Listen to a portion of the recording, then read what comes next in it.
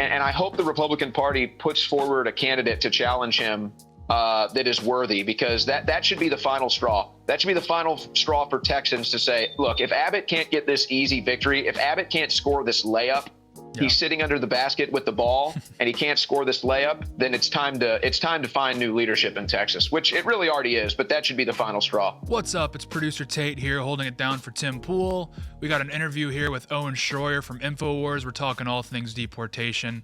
Let's get to the interview. We were looking, they were saying that Texas, Florida obviously got kind of gypped out of a few seats of the last election, mainly because of undercounting red states, overcounting blue states. Obviously, as well, there's a lot of illegals in Florida and Texas that people are saying, okay, well, maybe it's not going to be that big of a deal. But I don't know. I mean, the priority really is prioritizing Native Americans. We've been getting ripped off for a lot of years. People are getting frustrated with the low rate of deportations. Do you think that now with the big, beautiful bill passing through or getting passed, do you think that we will see a ramping up in mass deportations? I think that the biggest marketing for them to get support for this bill was the funding and the operational stuff that they're trying to do as far as deportations were concerned. We're certainly seeing now, a $50,000 signing bonus just to join ICE. And then they also got rid of an age requirement. So I don't really know too much about age requirements as far as these federal agencies are concerned, but apparently they got rid of that. So I guess you can sign up at any age as long as you have the qualifiers, is what they're saying. I heard that Dean Cain, former Superman actor, has decided to join the team. They obviously ran into a problem. And I think as Trump supporters, mass deportations, we understand there's a huge problem here. We have probably 30 to 50 million illegal aliens in this country. It's been that way for years. How do you deal with something like that that's become so ingrained into our economy, into our workforce, so much to an extent that I even think there was a little bit of a mismeasurement by the Trump administration, no fault of their own, but they figured, hey, we can just start doing these deportations and everything will kind of take care of itself. Well, what happened was, and I know a couple people that run factories, foremans at factories and stuff like that, and they started calling me and they're like, hey, they just raided our factory. A quarter of my workforce just disappeared. Yeah. We can't meet our production mandates. Mm-hmm. And we're talking about, stuff you go buy at the grocery store, soap products, whatever, the big factories that we still have here. And so they called the White House and they said, look, Mr. President, here's the deal. We cannot meet our mandate on production after you've come in and raided our offices. I know agriculture was hit by this big time. And so the Trump administration came out, much to the chagrin of his supporters, and said, hey, we got to look at amnesty. We got to look at, prioritizing certain deportations. We got to figure out how to do this. So I understand why Trump's base got a little upset with that. I've been upset with Trump for other things. This is one where I felt like there was really not much of a choice. I mean, what are you going to do? You have to have production keep going.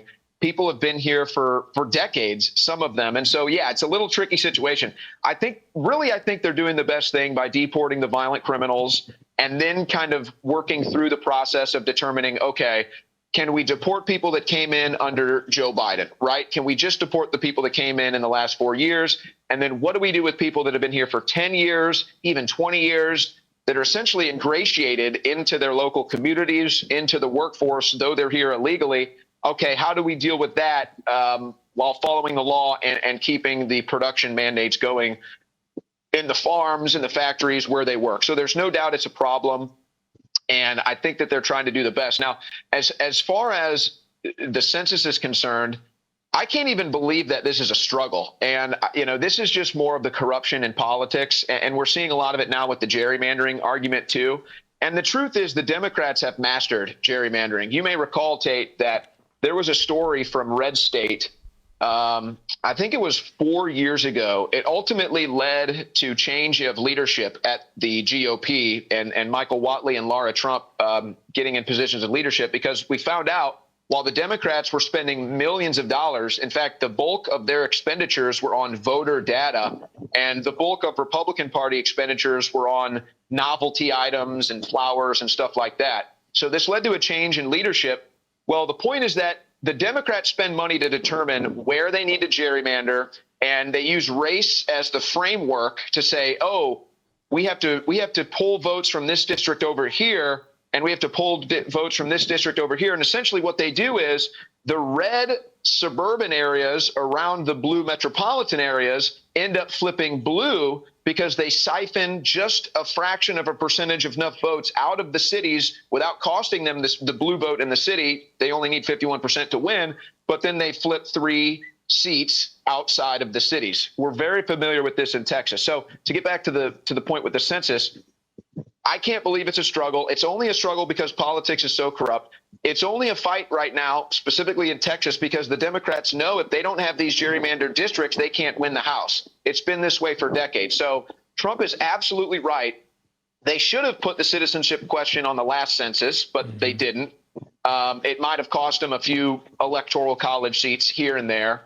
In New York and Illinois and California, it ended up probably not making a difference in the presidential election, but who knows, it could in the future. So absolutely, the census needs to be based and the electoral college needs to be based on citizens only.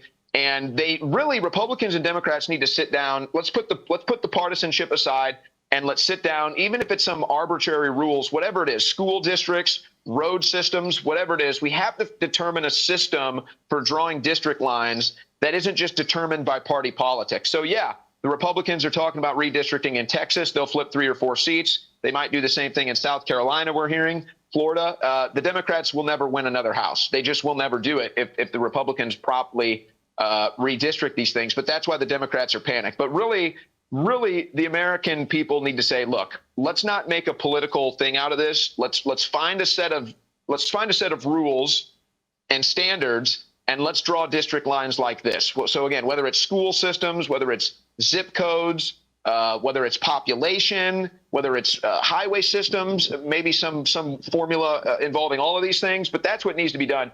Anybody who goes and looks at this stuff and the redistricting and these district lines, it's absurd. I live in Austin, Texas. I'm virtually in downtown Austin. I'm like a mile outside. I'm in the same district as Southern San Antonio. Explain to me how that makes any sense. Why would my vote be in the same district as somebody that lives 2 hours away from me in southern suburban San Antonio? We're not even talking about downtown. I'm talking about southern suburbs. So it's totally absurd what they've done. The Republicans, I don't know. The Republicans in Texas are kind of as pathetic as the Republicans at the national level too. But there's definitely a fight to redistrict. I hope that they do it. And quite frankly, the Republicans might need it in order to save the House in the midterms. Yeah.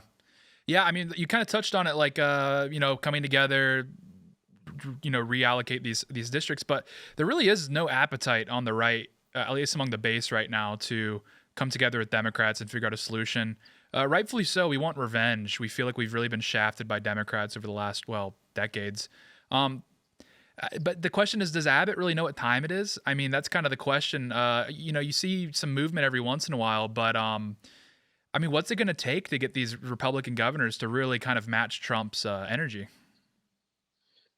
Well, we've had a problem with Abbott here in Texas for years. I think he's a nice guy. But I don't think he's not really built for the political fight. And we've seen it time and time again. He's certainly not a leader. He's very much a follower. And, Texas got some credit during the COVID lockdown because we were pretty good. Texas was pretty good during the COVID lockdown compared to some other states. But really, he was just following Florida's lead. He wasn't going to make any moves until he saw DeSantis do it, and then he followed. So I guess at least he's a good follower, but he's definitely not a leader. Yeah. So really, that's kind of the story of Texas Republicans. Again, people would probably argue that's the story with congressional Republicans as well, and I think they'd be right. There's a representative here, Brian Harrison, who is really on top of this. He's really exposing Governor Abbott for the lack of action. He's really exposing the Texas Republicans for the lack of action. The Democrats all left. They all essentially vacated their seats, unofficially vacated their seats to avoid these votes and all the decorum happening right now in the Texas House because they don't want the redistricting. And there's a dozen formulas right now that Brian Harrison and other lawyers and political scholars have laid out here via the Texas Constitution, where you can either bring them back, force them to come back, or you can basically nullify their vote, nullify their seat, and move forward with Texas House activities without them. And so far, Abbott has done none of it. He hasn't done a single thing. He's written some strongly worded letters, but the Democrats are still running around in Illinois bragging about how they're, basically playing hooky, basically engaging in truancy. And Abbott does nothing about this. So unfortunately, we're kind of used to this down here in Texas. I would say this, though. If they can't get a victory, if Abbott can't get a victory on this redistricting, if he wants to let the Democrats get away with their tomfoolery, all right, fine enough. But if you can't get a victory on the redistricting here, that's going to be really sad. And I hope the Republican Party puts forward a candidate to challenge him that is worthy, because that should be the final straw. That should be the final straw for Texans to say, look, if Abbott can't get this easy victory, if Abbott can't score this layup, he's sitting under the basket with the ball and he can't score this layup, then it's time to find new leadership in Texas, which it really already is, but that should be the final straw. Yeah.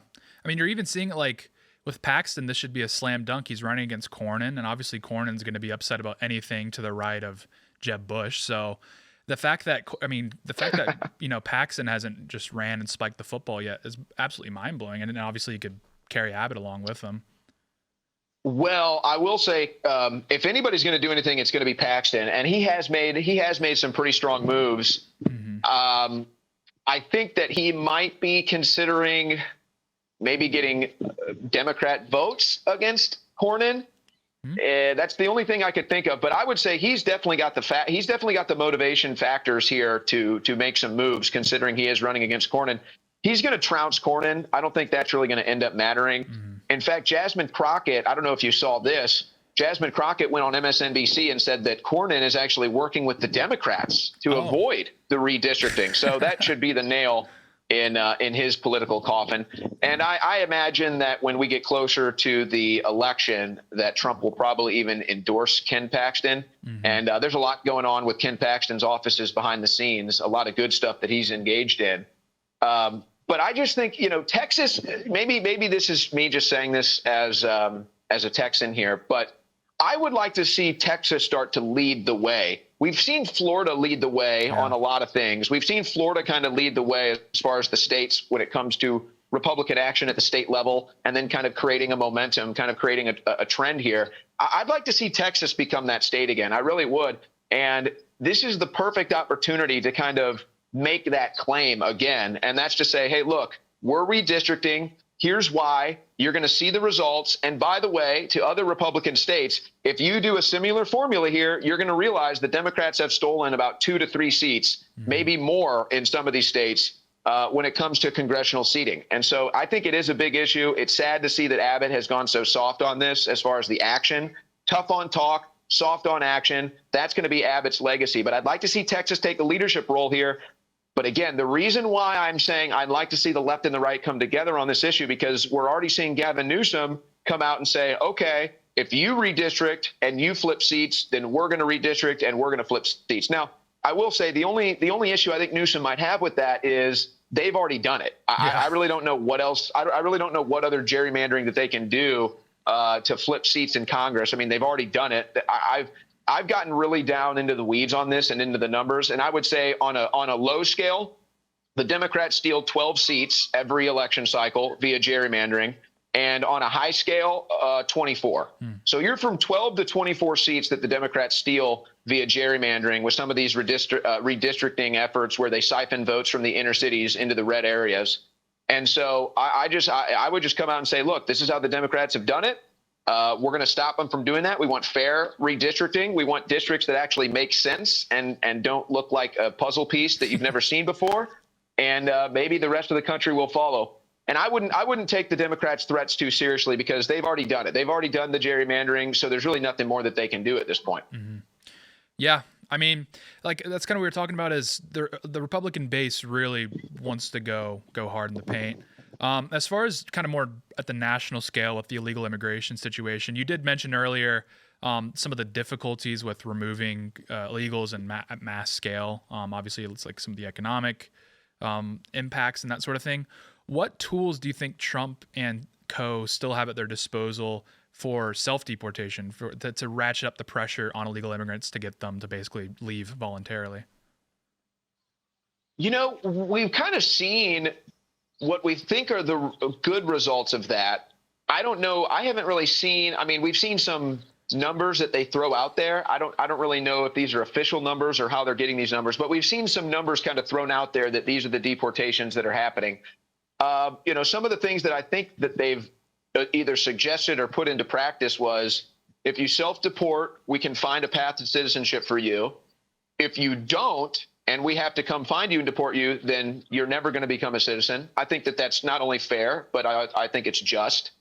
They've also, and this is just, they're just crunching the numbers on this, and it sounds kind of bad, but they've crunched the numbers and they've said, we'll pay you to self-deport.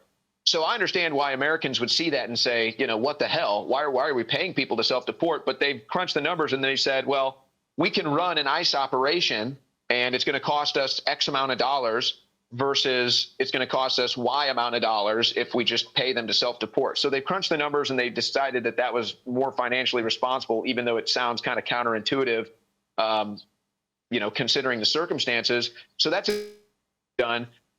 I think, though, the biggest factor here that has had the best result was just shut down the border and cut off the welfare. Mm-hmm. That's been the biggest factor here. They closed the border, they shut off the welfare, and guess what? Nobody's coming anymore.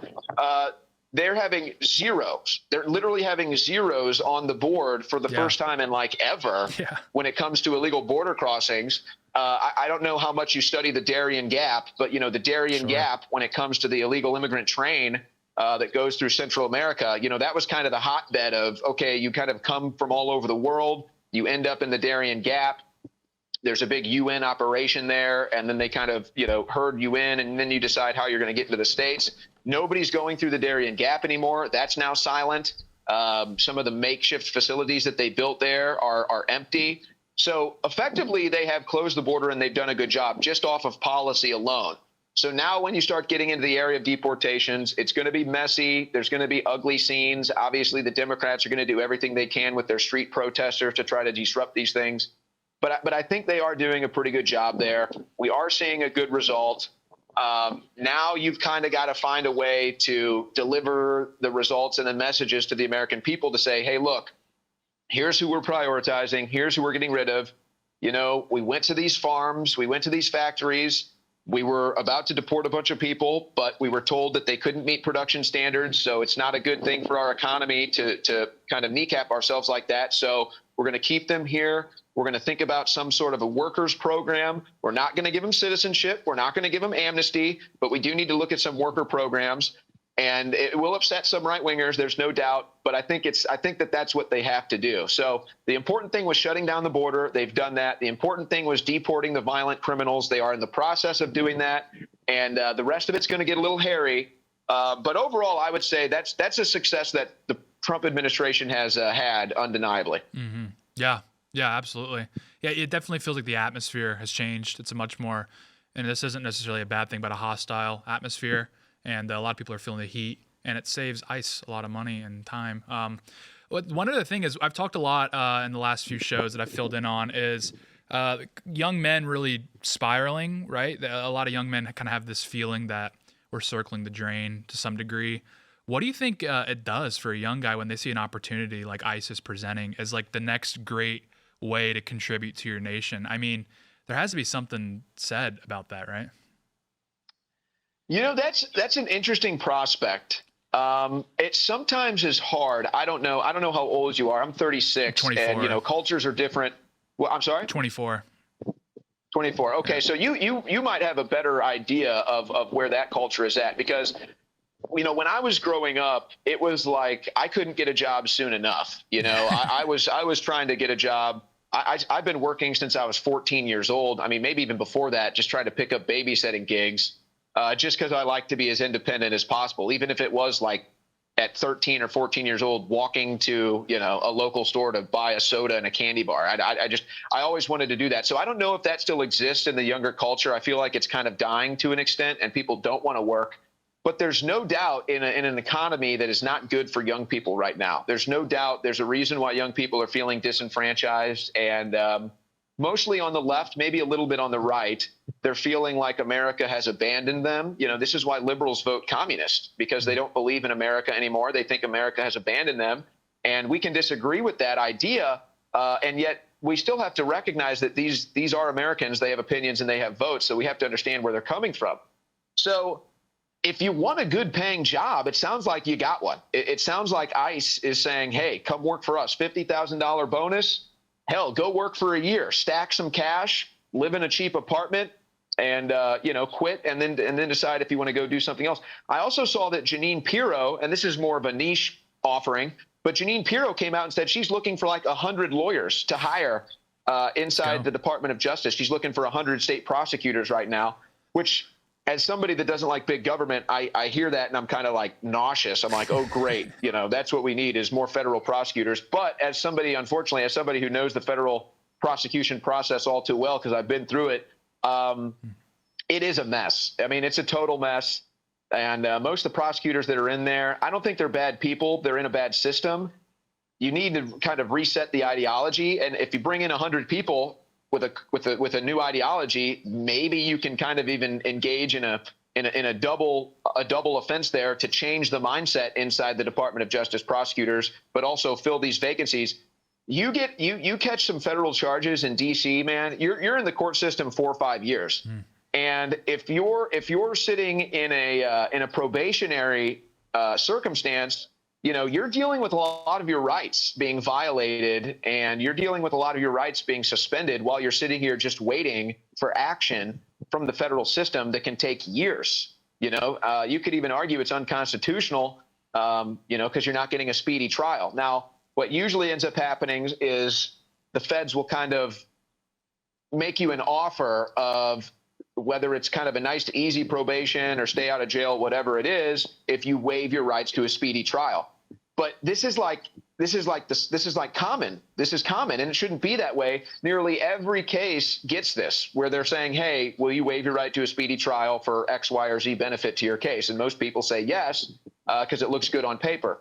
So there's definitely opportunities for work. And I'm not somebody that promotes big government. I'm not somebody that promotes, government work at all. If anything, I probably despise it.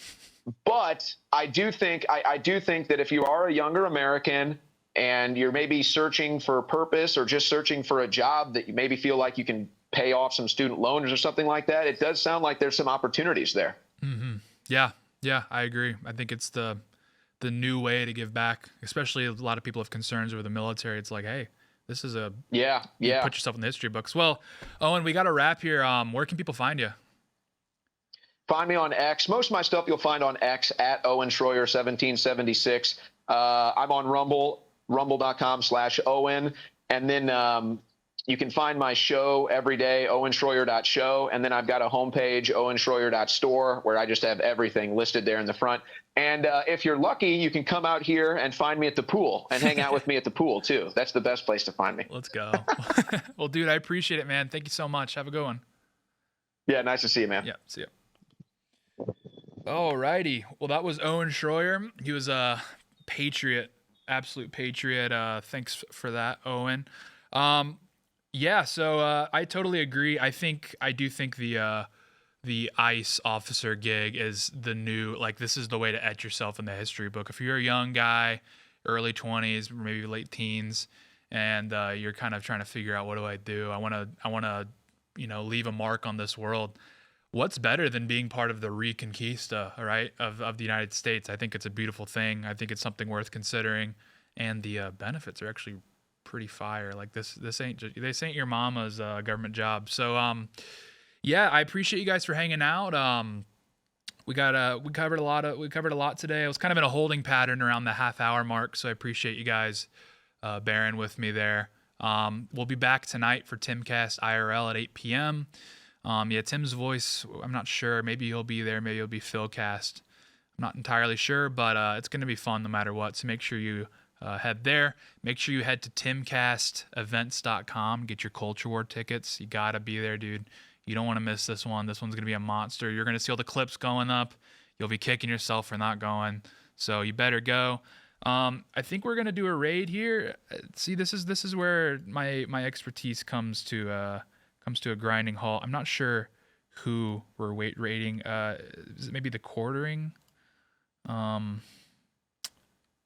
don't know. I really don't know. I'm poking through here live. I don't know. Or do we raid the quartering, do you think? I'm with producer Andrew. He's been doing a great job. Well, we're going to wrap. We'll figure out who to send you to. We'll get that sorted. But yeah, appreciate you guys hanging out. It's fun. It's a fun learning process. I think we're getting better and better. So yeah, have a good one. Have a good rest of your afternoon, and we'll catch you later. See ya.